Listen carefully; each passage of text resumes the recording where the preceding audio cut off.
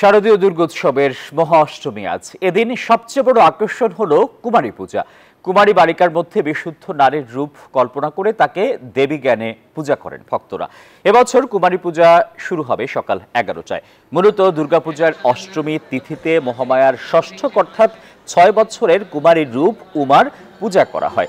হিন্দু শাস্ত্র মতে এটি একাধারে ঈশ্বরের উপাসনা, মানববন্দনা আর নারীর মর্যাদা প্রতিষ্ঠা। মূলত নারীর সম্মান, মানুষের সম্মান আর ঈশ্বর আরাধনাই কুমারী পূজার অন্তর্নিহিত শিক্ষা। আগামীকাল মহানবমী তিথিতে নবমী বিহিত পূজা শেষে মণ্ডপে পঞ্জবে দেবীর মহাপ্রসাদ বিতরণ করা হবে। বৃহস্পতিবার দশমী তিথিতে দর্পণ বিসর্জনের মধ্য দিয়ে শেষ হবে দুর্গোৎসব। মঞ্চগুলোতে সার্বিক নিরাপত্তায় আইন শৃঙ্খলা বাহিনীর সদস্যরা নিয়োজিত রয়েছেন। এছাড়া প্রতিটি মণ্ডপে স্থাপন করা হয়েছে সিসিটিভি ক্যামেরা। আসিফ, এই মুহূর্তে আমি আছি শ্রী শ্রী রামকৃষ্ণ মিশন পূজা মণ্ডপে, যেটি মতিঝিলে। সারা রাজধানীতে একমাত্র শ্রী শ্রী রামকৃষ্ণ মিশন মন্দিরটি যেখানে কুমারী পূজা হয়। অষ্টমীর কুমারী পূজার সবচেয়ে বড় আকর্ষণ। আজকে অষ্টমীর দিনে এই কুমারী পূজায় সবচেয়ে বেশি ভক্তদের আকর্ষণ করে। আরেকটি বিষয় জানিয়ে রাখতে চাই, শারদীয় দুর্গোৎসবে মহা অষ্টমীতে আজকে অগ্নিবস্ত্র এবং উপাদান দিয়ে কিন্তু বরণ করা হবে দেবীকে। এবং তার পাশাপাশি এখানে আগতরা ভক্তরা জানাচ্ছেন যে এই মুহূর্তে আসলে তারা সকলে জড়ো হয়েছেন, ভক্তরা এসেছেন, ভক্তরা সকলে চাচ্ছেন যে দেবী দুর্গার যে রূপ একজন নারীর মধ্যে থাকে সেই রূপটাকে ফুটিয়ে তুলতেই কিন্তু কিশোরী যে কুমারী আছে, কুমারীর পূজা করা হয়। আরেকটি বিষয় জানিয়ে রাখতে যে শাস্ত্র মতে কুমারী পূজার উদ্ভব হয় বনাসুর ও কোলাসুরের হত্যার মধ্য দিয়ে। কোলাসুরের নামক অসুর একসময় স্বর্গ থেকে মর্তে এসে অধিকার ন্যস্ত করতে চেয়েছিলেন। সেই সময়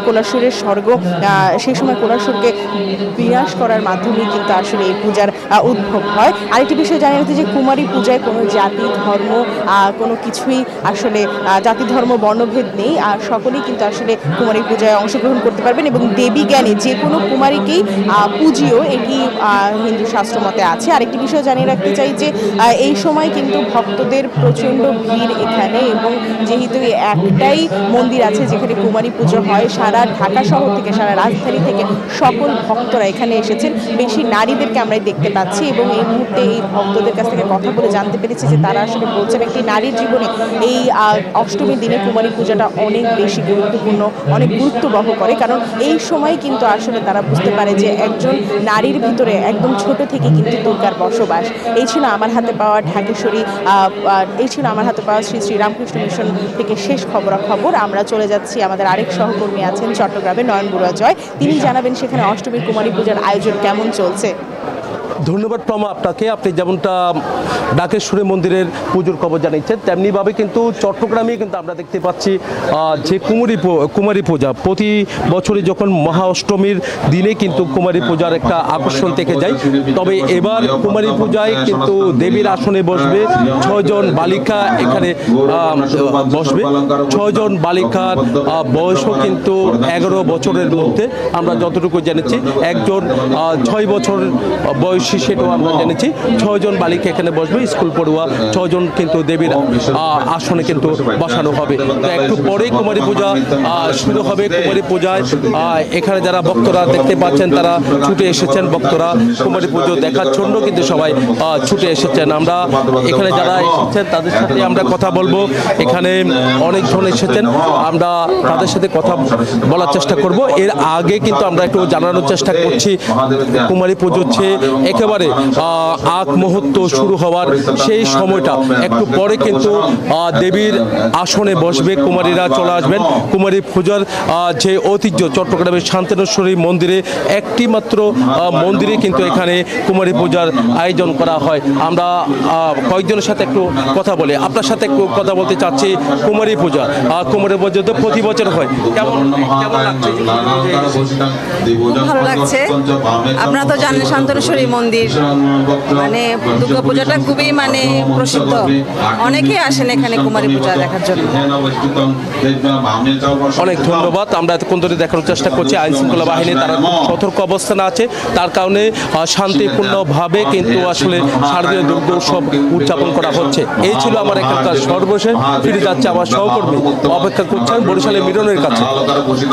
জয়, আপনি ঠিকই বলেছেন যে আজকে মূলত মহা অষ্টমী এবং অষ্টমীতে বা কুমারী পূজার যে আয়োজন চট্টগ্রামে আপনি যেটা জানাচ্ছিলেন যে কুমারী পূজার প্রস্তুতি চলছে। আমরা আছি বরিশালে শ্রী শ্রী রামকৃষ্ণ মিশনের যে পূজা, সেখানে আমরা দেখছি যে এখানে অষ্টমী পূজার যে স্নান সেটি সম্পন্ন হয়েছে এবং একদিকে চণ্ডীপাঠ চলছে, অন্যদিকে ভক্তরা আসছেন দেবী মায়ের কাছে প্রার্থনা করবার জন্য এবং তারা অঞ্জলি গ্রহণ করবেন এখানে, এবং 10টার পরেই মূলত এই পূজার আনুষ্ঠানিকতা শুরু হয়।